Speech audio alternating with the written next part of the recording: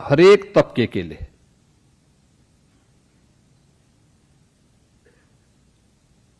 निराश्रित भी हैं, गरीब भी हैं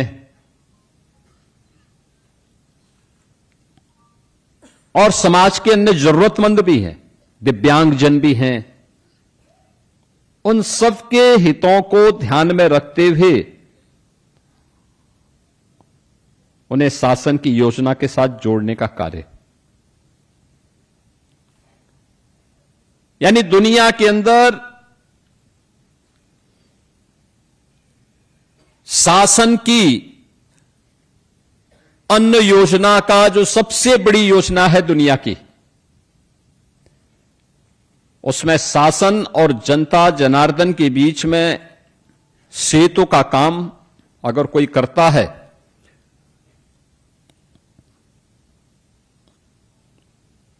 तो वह उचित विक्रेता, उचित मूल्य विक्रेता से जुड़े हुए आप सभी फेयर प्राइस शॉप के संचालक करते हैं।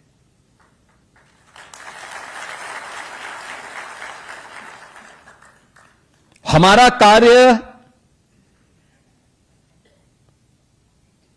अगर हमें सम्मान न दिलाए तो कम से कम उस कार्य के कारण हमें अपमान न महसूस हो, ये जरूर हमें ध्यान में रखना चाहिए। 2017 के पहले आप कार्य करते थे, लेकिन लोग आपको शक की निगाहों से देखते थे, आपका सम्मान नहीं होता था। जो बात यहां पे डिप्टी सीएम श्री ब्रजेश पाठक जी कह रहे थे, कोटेदार शब्द से ही लोगों को एक चिढ़ सी होने लग गई थी। गलती आपकी नहीं थी, पाप करता था कोई, भुक्तभोगी होता था कोई। उस समय की सत्ता में जो लोग आसीन थे, नियत उनकी खराब थी, उनकी नियत में खोट था।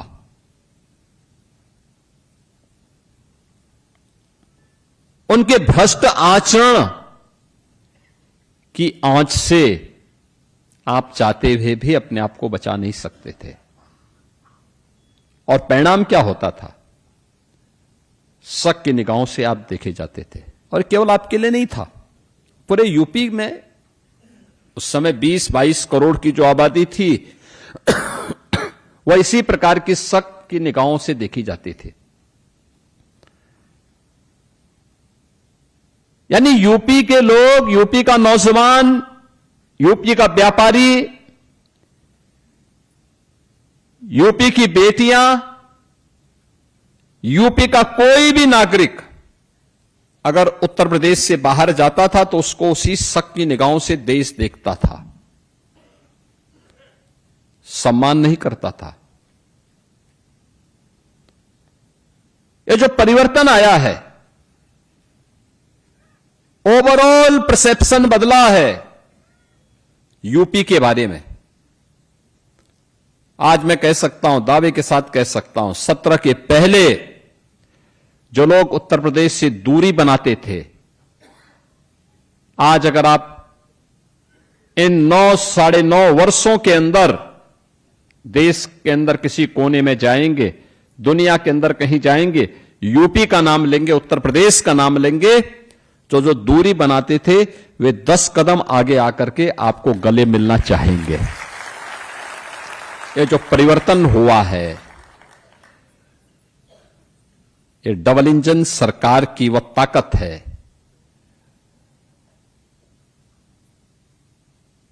जो एक सामूहिक रूप से प्रधानमंत्री मोदी जी के मार्गदर्शन में, उनके नेतृत्व में इस प्रदेश ने अर्जित की है। और यही स्थिति आप सभी उचित मूल्य के विक्रेताओं के सामने भी थी। मेहनत आप करते थे। अब राशन शासन नहीं भेज रहा है तो गलती आपकी क्या थी, लेकिन गाली आप खाते थे। लूट उनकी होती थी लेकिन खामियाजा आपको भुगतना पड़ता था, परेशानी आपको होती थी।